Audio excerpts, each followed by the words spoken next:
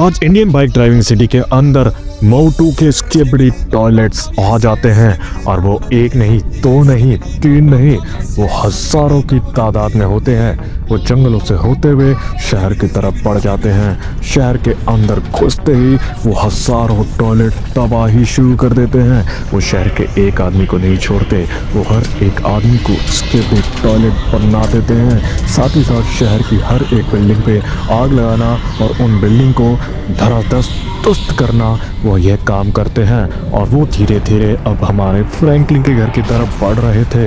उन्होंने पूरे शहर में आग लगा दी थी एंड सारे शहर की बिल्डिंगों को गिरा दिया था।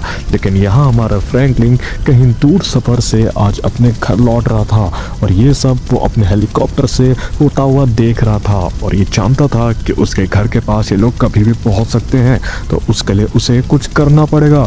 फ्रैंकलिन सबसे पहले तो अपने घर जाने की सोचता है। वो हेलीकॉप्टर को अपने घर के पास लैंड करने की कोशिश करता है, लेकिन उसे याद आता है कि उसने बीच किनारे कुछ रखा हुआ है और उधर से वो Motu Patlu special mystery container को लेकर आ जाता है और वो अपने घर के पास लैंड करा देता है।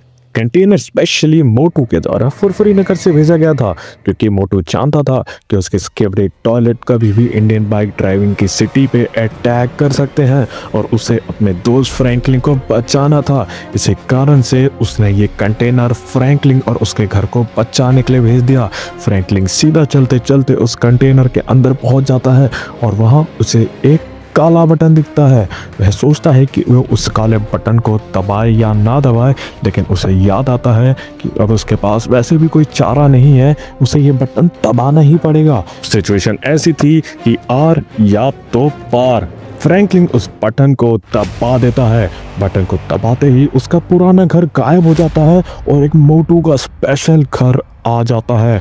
ये घर पूरा लाल रंगा हुआ था और इस घर में एक बड़ा सा मोटू था। साथ ही साथ वहाँ पे एक बहुत बड़ी मिसाइल थी, वॉल पे मोटू लगे थे।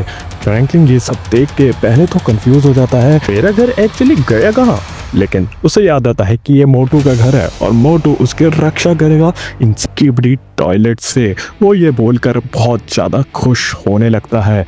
अब बारी थी मोटू स्पेशल टैंक निकालने की। वो उस घर के गैराज से मोटू स्पेशल टैंक ले आता है। ये टैंक पूरा मोटू के लिए कस्टमाइज बना था और ये टैंक मोटू ने हमारे फ्रैंकलिन को भेजा था ताकि वो स्किबिडी टॉयलेट्स को ख़त्म कर सके। फ्रैंकलिन इस टैंक को गाइड करता है और सीधा स्किबिडी टॉयलेट्स के सामने ले आता है। वो उसे इशारा देता है फायर करने का। मोटू टैंक फायर करना शुरू करता है। वो एक के बाद एक फायर करता जाता है। मोटू टैंक के फायर करने से एक के बाद एक स्किबिडी टॉयलेट नीचे गिरता जाता है। कई सारे हार जाते हैं, कई सारे मारे जाते हैं, लेकिन ये काफ़ी नहीं था। मोटू और ये फ्रैंकलिन बात जानते थे।